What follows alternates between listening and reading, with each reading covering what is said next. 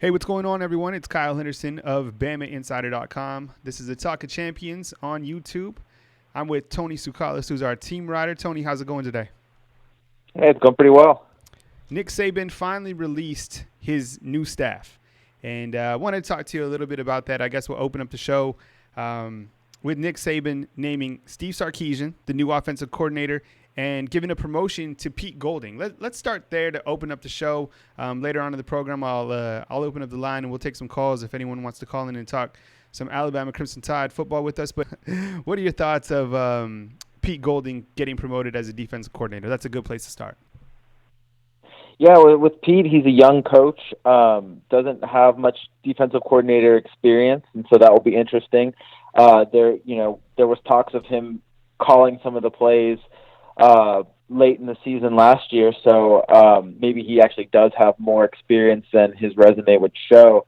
But I think Alabama did a good job of putting experienced coaches, and I think that's something we'll talk about later, around him, which I think should make him more comfortable. And it could be somewhat of a team effort early on if Pete needs somebody to lean on. He has a multitude now of assistants that are all very experienced and have pretty much all called plays themselves.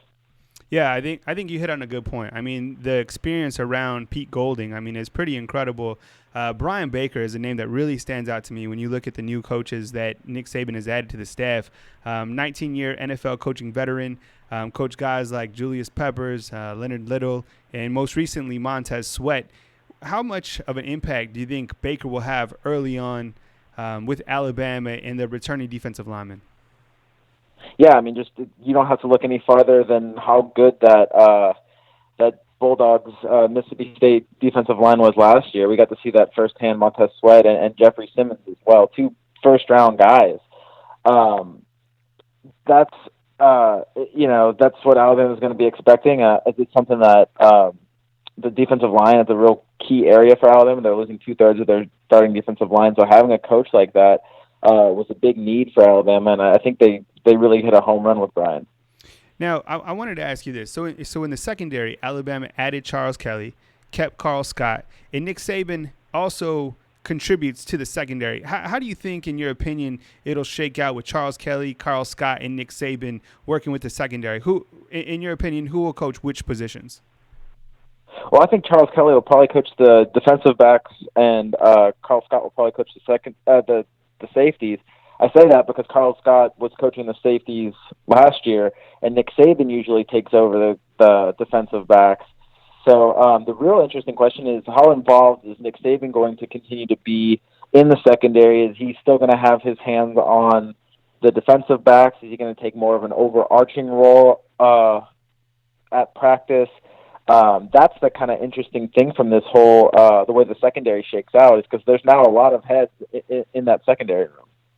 Oh, everyone is asking who the guest is. We have Tony Sukalis, who is our team writer on BamaInsider.com. That's who I'm joined with this afternoon. Thanks for asking. Thanks for joining us on our YouTube channel. We're talking about the new staff that Nick Saban has announced on February 15th.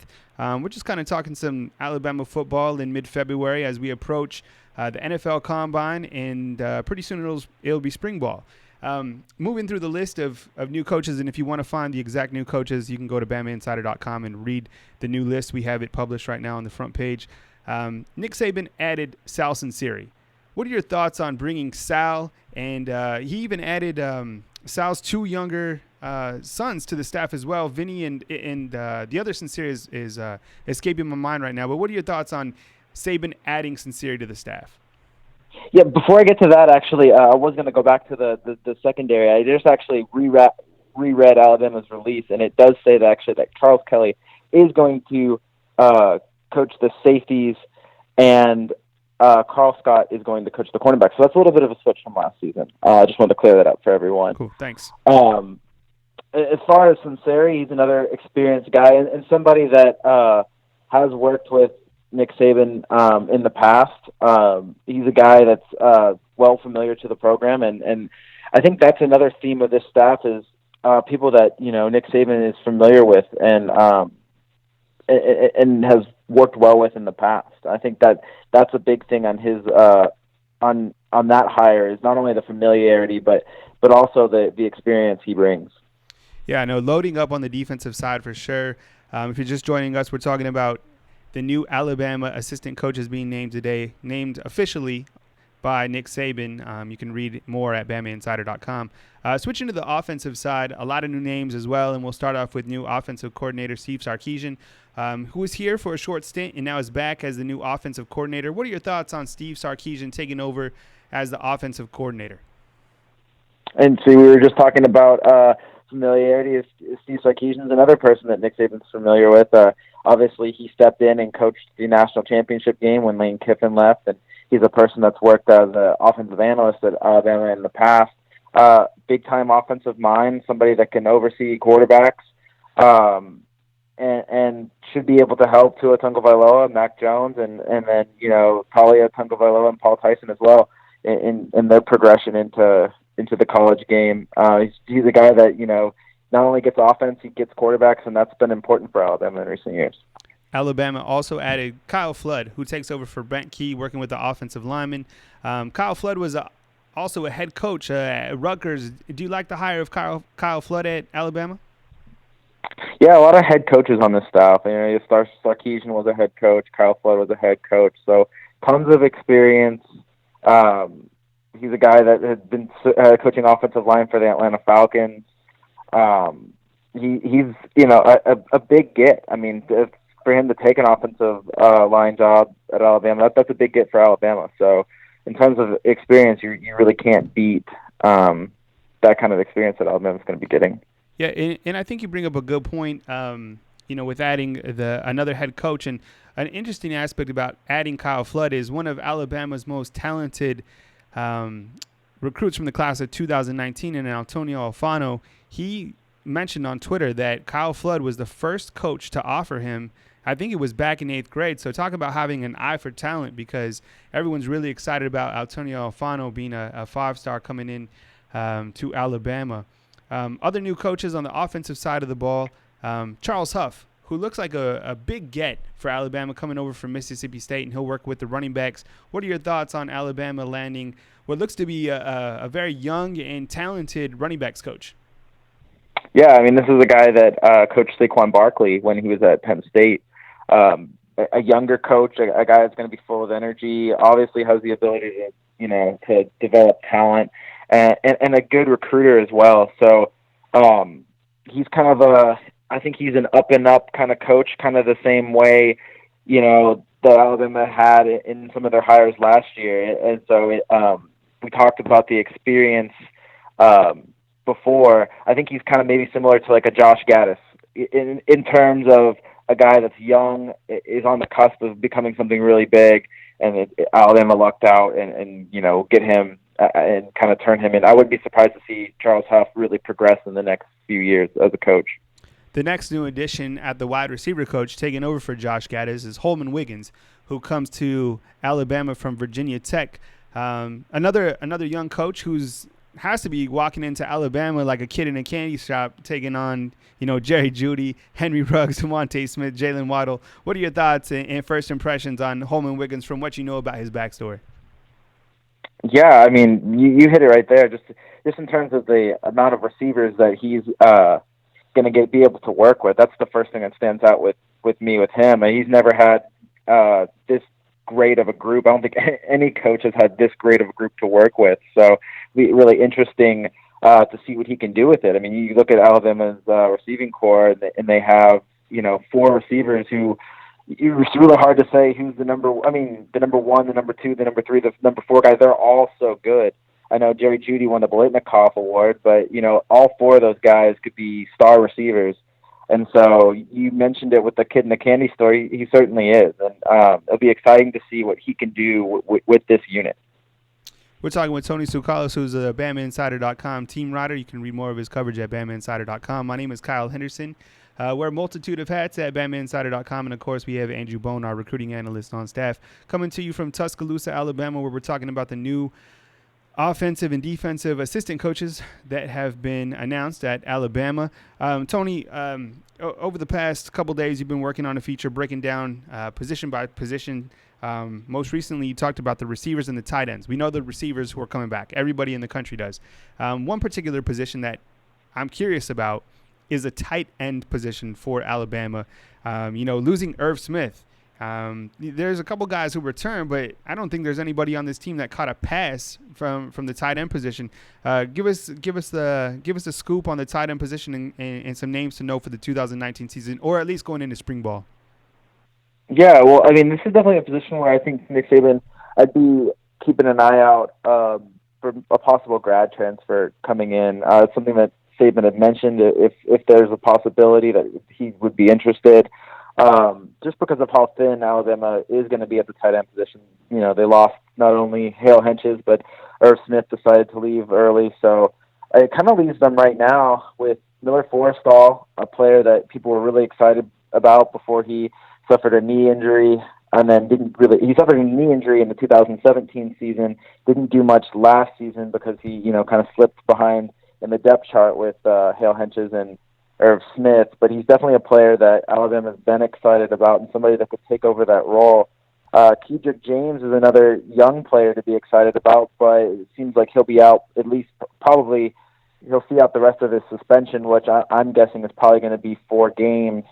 So they won't have him early on in the season, but he's another guy that has bags of talent that could contribute later on in the season.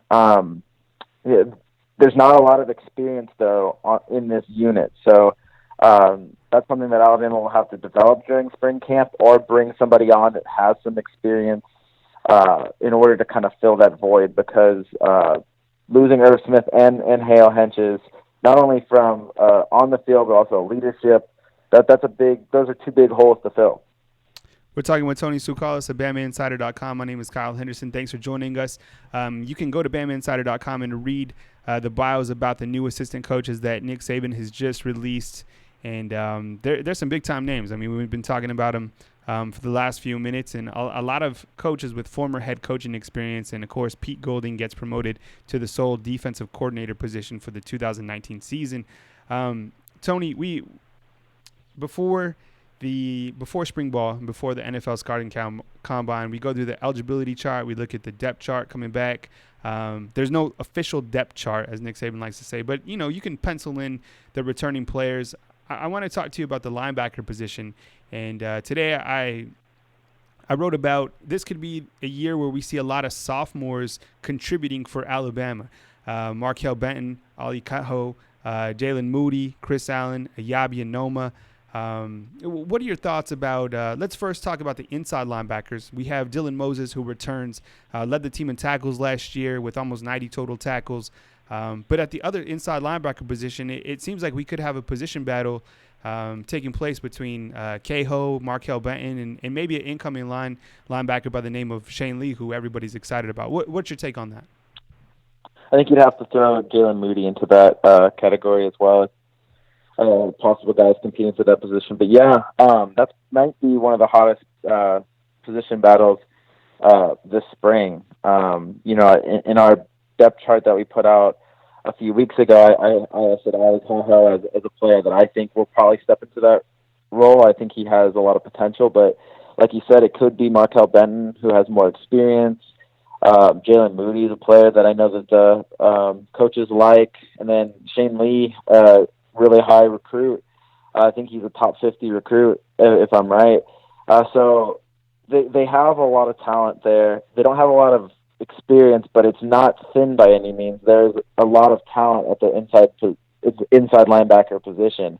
It's just about developing that experience.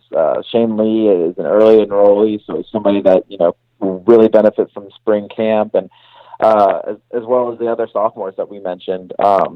Getting those players to learn the defense as fast as possible will be crucial. Now, when we talk about the outside linebackers, the lone senior will be Anthony Jennings, who played a ton last year. Juniors will be Ben Davis and Terrell Lewis, who we expect from Terrell Lewis to have, finally a big year if he can stay healthy. Other sophomores, Chris Allen, who actually moved to work with the inside linebackers before he got hurt, and then Ayabi Anoma, and then redshirt freshmen include Cameron Latou and Jerez Parks. What's your take on the outside linebackers going into spring ball? Yeah, Alabama has a lot of depth there too, and you got to. I know he's not a newer player, but Terrell Lewis is somebody that Alabama should be really excited about. The last 2 years, we've expected big things from him, and he's gotten injured. So if he's able to, stay healthy, him and then, Chris Allen could be a real, formidable force, as well as Anthony Jennings is back. And then you've got the young guys, like you said. Yabi Anoma is a player that has so much raw talent that once he puts everything together, he might be the most talented player in that whole linebacking core, just in terms of, physical skills and athleticism. So he's another player to be excited about. So there's a lot of guys there. Cameron Latu, you mentioned as well, that, Alabama fans should be really excited about. It's just kind of the same way with the younger players inside. They've got to learn the defense and kind of be able to master that well enough to play in big games. I think on the outside, though, you look at those veterans, and if they're able to stay healthy, if Terrell Lewis and Anthony Jennings can both stay healthy this season, I think that could be a really dangerous pass rushing duo.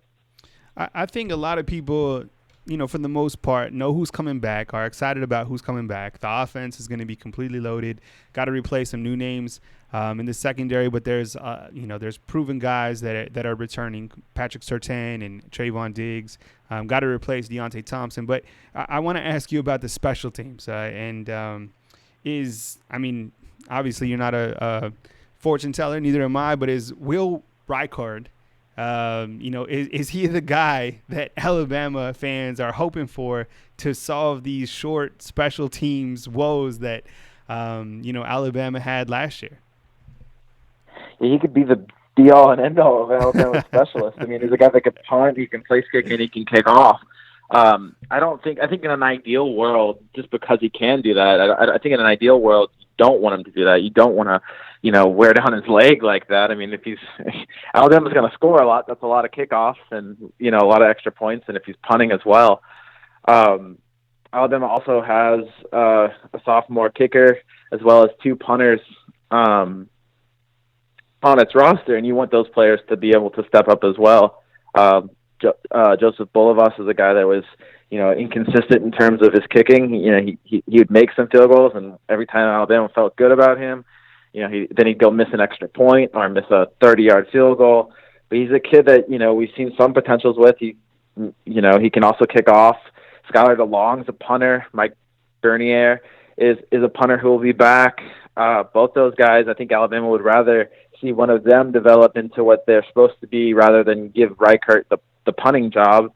But I do think you'll see Reichert, probably be the primary field goal kicker, extra point kicker. And I think he's been consistent throughout his high school career. And if you look at the way that some of these kicking experts talk about him, it's very similar to the way that they talked about J.K. Scott, albeit J.K. Scott was a punter, but it's still that kind of next level talent as a specialist.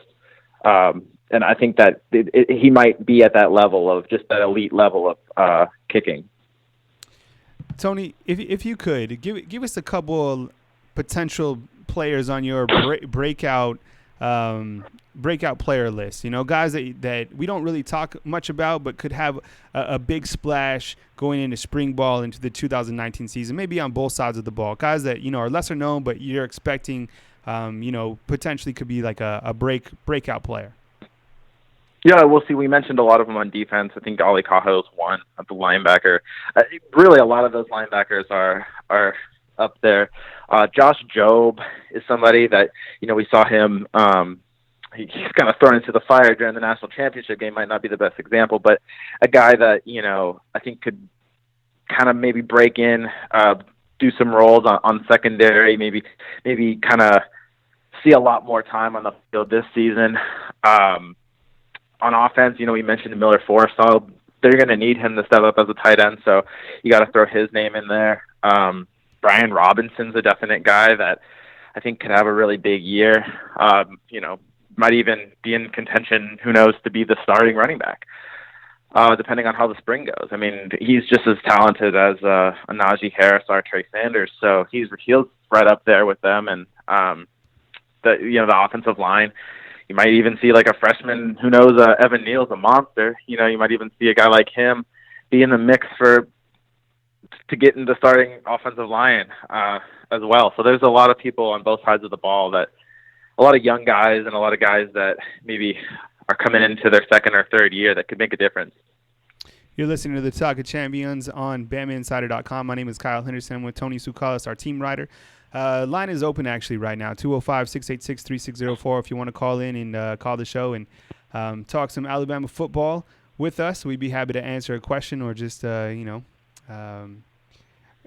guess we could even talk some basketball. And that's kind of what I wanted to segue into right now is the basketball team. Tomorrow, Alabama basketball takes on Florida at 1 p.m. Tony, this team, I mean, they beat Mississippi State, lose to Auburn.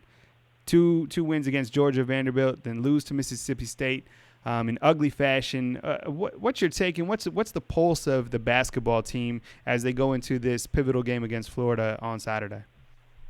I think this game against Florida is an important one just because of how inconsistent they've been on the road. So if you play a winnable team at home, you better take care of business. I think Tony, we got a call coming in real quick, so we'll take this call. Sorry to interrupt you.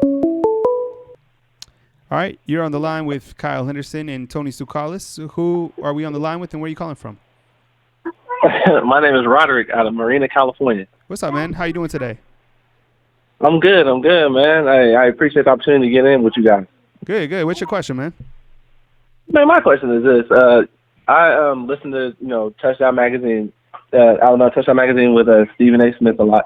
And my biggest thing is, how come there wasn't a bigger deal made about what happened with Clemson and how they were giving their players PEDs and how that may have affected the national championship game? Could somebody please speak on that for me, please? Yeah, we appreciate the call. Tony, do you want to take that, or do you want me to talk about that? I mean, what do you want to do? I'll spin it to you. Yeah, you can go ahead. Yeah, I don't know. That's an interesting question. I mean, it seems like the story just came out, and sometimes when you're the first to report it, you kind of control the spin on it.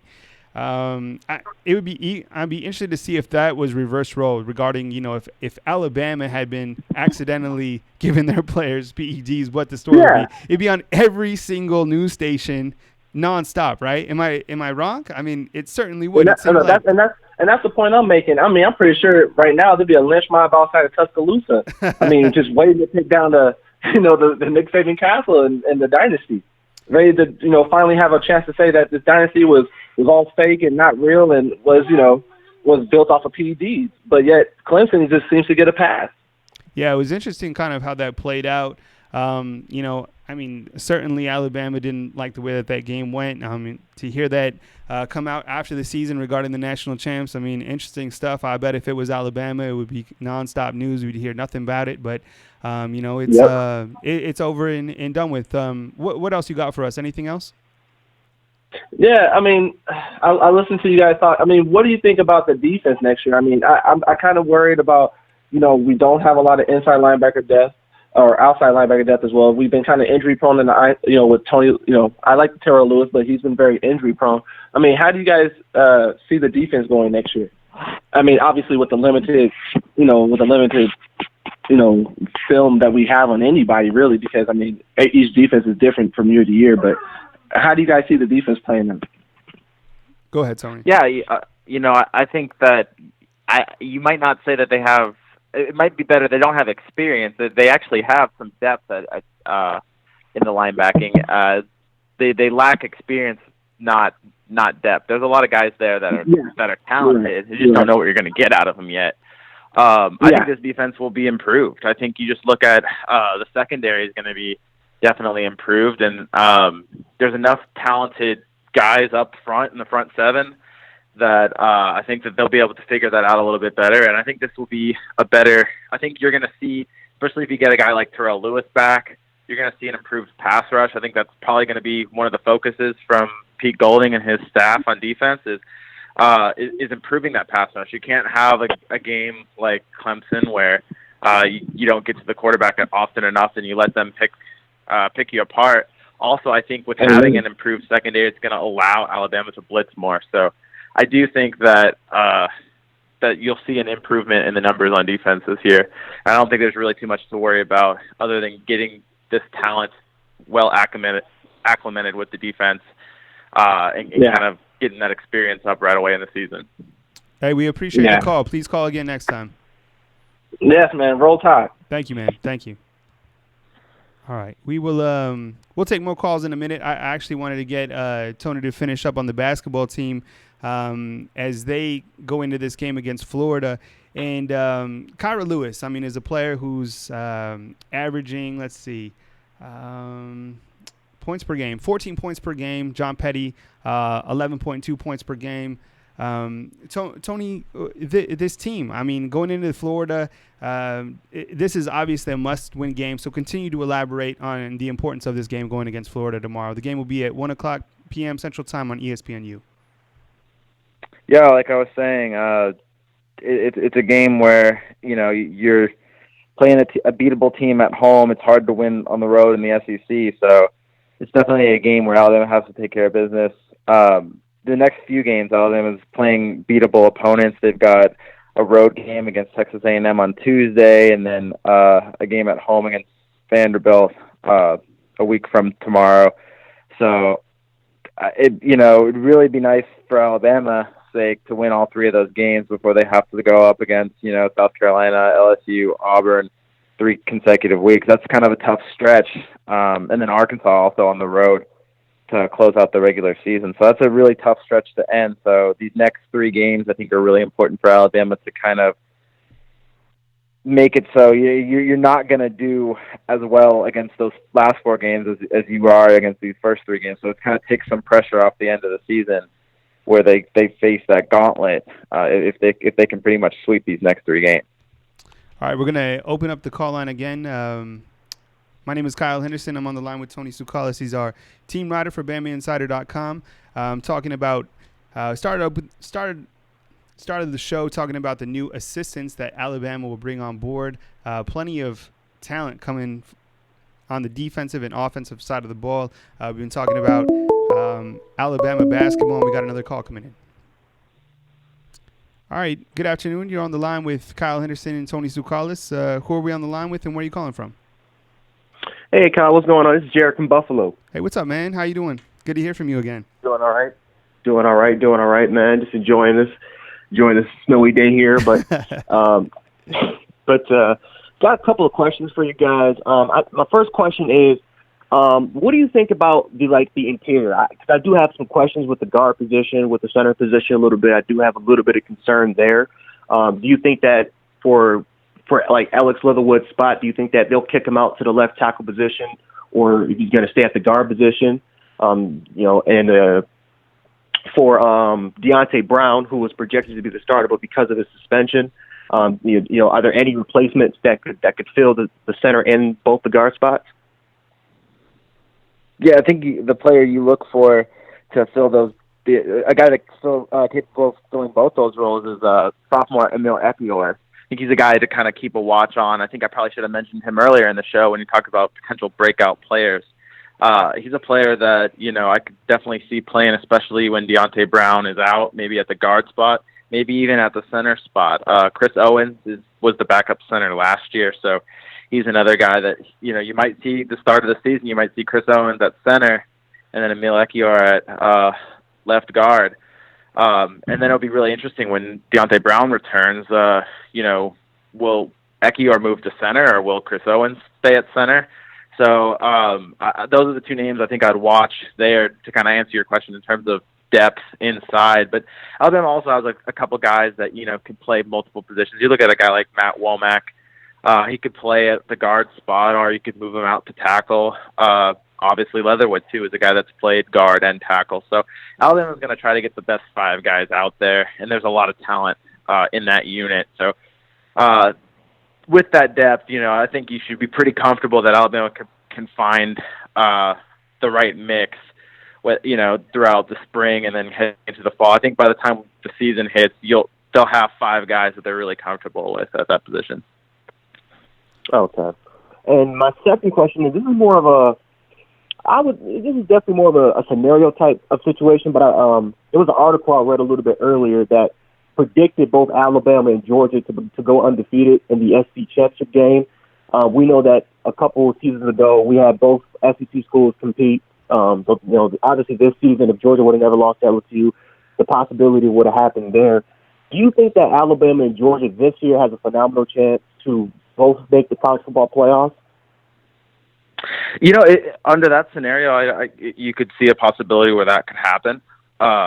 It would all be variable to, what was going on. That, if there's other undefeated teams from power conferences, maybe not. But, we've seen it obviously happen before. So I think if they were both undefeated, they played in the SEC championship game, it was a close game. I could see the committee taking both teams. It really just depends, though, about what the other teams across the nation and what the playoff picture truly looks like. But I wouldn't say it's inconceivable that they could both make a playoff. I don't think the playoff committee would necessarily want two SEC teams in it, but I don't think that they would not take the two best teams if they so happen to be Alabama and Georgia. Okay, thank you guys so much. I appreciate it. Call in again next time, man. Always a great caller. Yes, sir. Yes, sir. All right, bye, guys. All right, call-in number is 205-686-3604. We'll take a couple more calls, and then we'll close it up. My name is Kyle Henderson of BamaInsider.com, on the line with Tony Tsoukalis, who is our team writer. Tony, as we'll take the call that the next call that comes in, obviously. But I wanted to ask you, going into the scouting combine, what are your thoughts on some? Is there 11 guys going in, Tony? Is it 11, right, that are going to the scouting I believe combine? so, yeah. Nice. Is there anyone that you think is going to be a complete combine testing freak? There's a lot of people.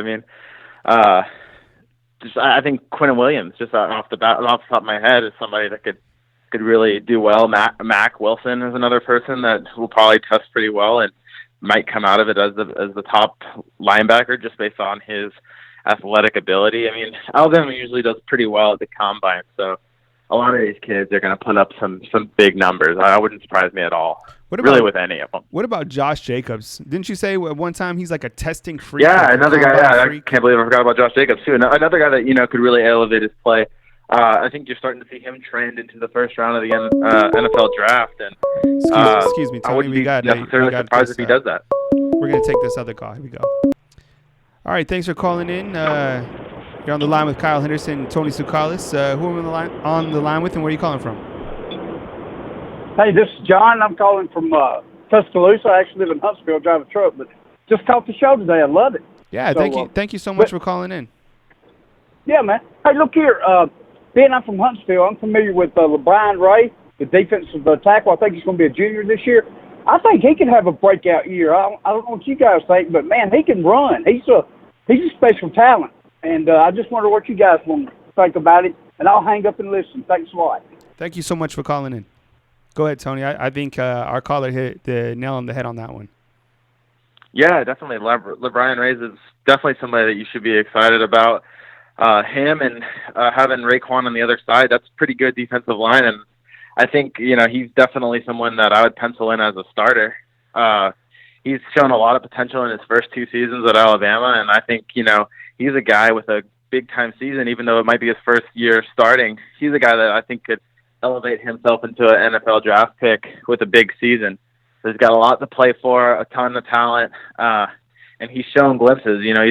He's been a contributor already on defense. So you almost forget about LeBron Ray as a breakout possibility because he's so talented, and he's kind of a name that you already look at as a big-time player. But, yeah, I think he'll even step into a higher role in the team and could be, right up there with Raekwon Davis as that level of talent. That was a great question on LeBron Ray. Tony, as we talk about the defensive line, who do you think is going to have make a push for the defensive tackle position? Those are some big shoes to fill back-to-back years. Replacing Deron Payne, then Quinnen Williams. Who's next in line? Is it Fedarian Mathis, Christian Barmore? What's your take on the defensive tackle going into spring ball? Yeah, those are two good picks. But, last year I wouldn't have known that, Quinnen Williams was going to be so good if they moving from defensive end to defensive tackle. So I think, you might see Fedarian Mathis, but it wouldn't necessarily surprise me if they did do some kind of move and maybe experiment a little bit. Could you move one of the guys that normally plays end into a defensive tackle position? Just seeing as that worked so well with Quinnen, could you do that with a Raekwon? Could you do that with an Antonio Alfano? I asked Nick Saban. It looked like Alfano had gained, some muscle since coming on, and so, the initial thought after hearing him say that he had gained 17 pounds was, maybe they'd be moving him to defensive tackle, but Nick Saban said that they recruited Alfano to play defensive end, and that's the plan right now. But that being said, there's a ton of guys that, might be able to make that switch if they wanted to. Or, I think when you look at a guy like Phidarian Mathis, he's more of a natural fit at that position. So Alabama tends to pick just as in the offensive line, they tend to pick the most talented players that they can get on the field. So it'll just be really interesting to see what they do for that position, in the spring. All right, we're going to take one more call, and then we'll close it up. Call-in number is 205-686-3604. My name is Kyle Henderson, and I'm on the line with Tony Sukalis, who is our team writer at BamaInsider.com. You can catch all our coverage at BamaInsider.com, and including you can read up on the new coaches that Alabama has added to the staff on BamaInsider.com. You can also become a premium member of BamaInsider.com to access those premium message boards. That's where we produce most of our content. Sign up, get a sneak peek or a good look at our quality content that we provide. Like I said, Alabama has a basketball game on Saturday, which I will be at. And then we will continue to work on scouting combine, which is just around the corner. And we are inching closer to spring football. And you can catch all our coverage on BamaInsider.com. Well, it looks like this is a good stopping point for us. Tony, I appreciate you joining us today. Good work this week. And like I said, if you're interested about being a premium subscriber on BamaInsider.com, head on over to the website, look for the free 30-day trial at the top of the screen, and we'd appreciate an opportunity to earn your business. But coming to you from Tuscaloosa, Alabama, this is the Talk of Champions on our YouTube channel. All the coverage back at BamaInsider.com. We'll talk to you guys soon.